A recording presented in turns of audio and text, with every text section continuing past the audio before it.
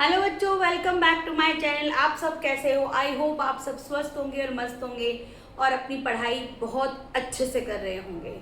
Number system हम पढ़ रहे थे, क्लास 9th का एक टॉपिक है जो चैप्टर 1 दिया हुआ है एनसीईआरटी की बुक में।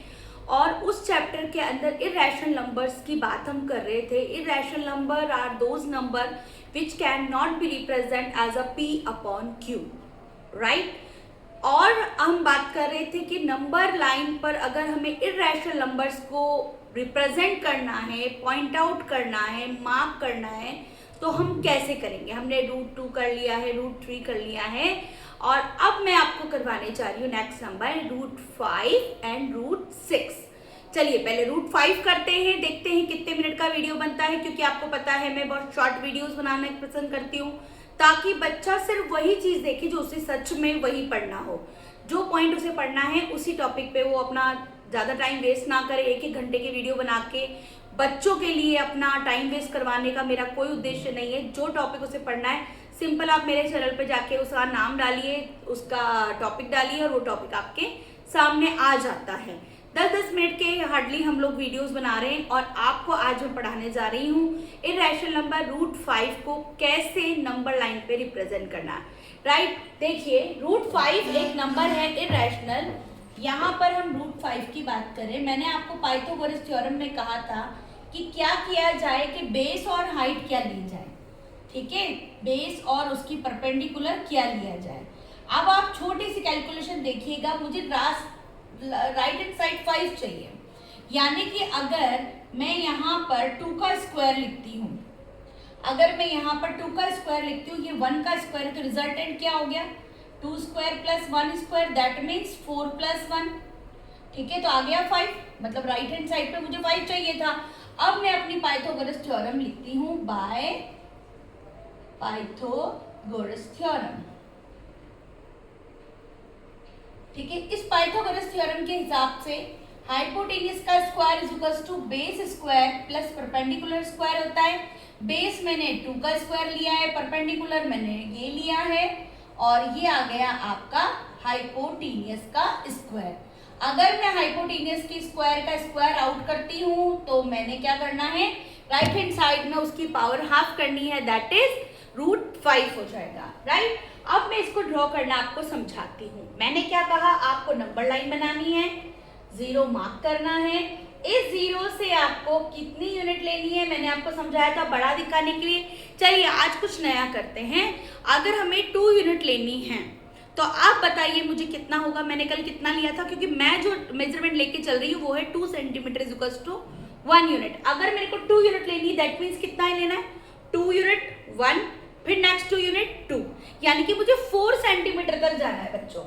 1 2 3 एंड 4, यानी कि मुझे 4 सेंटीमीटर तक जाने के लिए कितनी यूनिट हुई है, वो 2 यूनिट हुई है, ठीक है। Are you understand, are you getting? क्या पढ़ा रही हूँ मैं पढ़ा रही हूँ आपको कि यूनिट कैसे ली मैंने।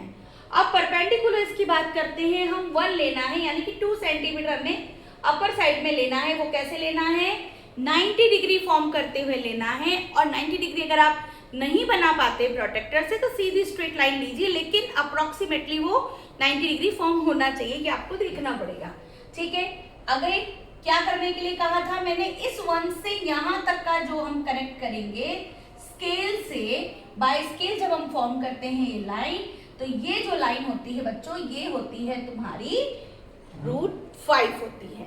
रिजल्ट हमारा आ गया है।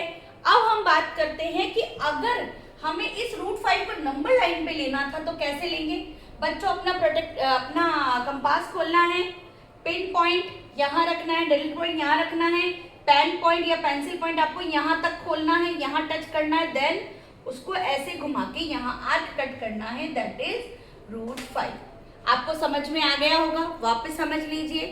बेस लाइन मैंने कितना लिया है, 2 यूनिट लिया है, 0 से 4 सेंटीमीटर लिया, क्योंकि 2 सेंटीमीटर इज इक्वल्स टू, मैं वापस लिख देती हूँ, 2 centimetre is equals to 1 unit मैंने ली है।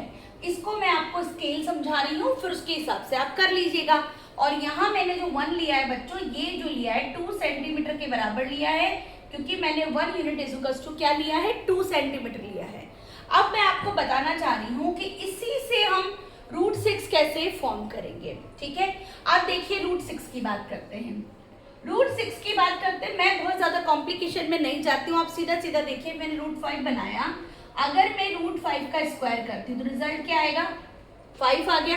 अगर मैं परपेंडिकुलर पे 1 लेती हूँ, परपेंडिकुलर पे 1 लेती हूँ तो 1 का स्क्वायर 1 ही आएगा, तो यानी कि 5 + 1 6 हो गया, 5 + 1 6 आ जाएगा। अगर मैं हाइपोटेन्यूज का स्क्वायर अगर यही लेती हूँ तो मेरा क्या हो जाएगा, हाइपो इज इक्वल्स टू क्या हो जाएगा, रूट 6 हो जाएगा, ठीक है। तो आ गया मेरा रूट 6। अब रूट 6 को ड्रॉ करना है आपको नंबर लाइन पे, तो आपको बेस लाइन क्या लेनी थी बेटा, रूट 5। तो जो रूट 5 हमारा नंबर है वो हम डायगोनली रिप्रेजेंट कर चुके हैं, इसी पे हमें क्या करना पड़ेगा, 1 सेंटीमीटर ऊपर, 1 सेंटीमीटर नहीं 1 यूनिट हमें ऊपर लेनी है, और 1 यूनिट का मतलब कितना हो गया, 2 सेंटीमीटर, और वो भी कितना होना चाहिए बच्चों, 2 सेंटीमीटर कितना होना चाहिए, कितना फॉर्म करेगा एंगल यहाँ पे, 90 डिग्री का, इस लाइन से उसका एंगल होना चाहिए, ये जो एंगल है वो 90 डिग्री का फॉर्म करना चाहिए। अब यहाँ पे मैंने 2 centimetre is equal to 1 unit लिया है, क्योंकि मैंने यहाँ पे परपेंडिकुलर को यही लिया था।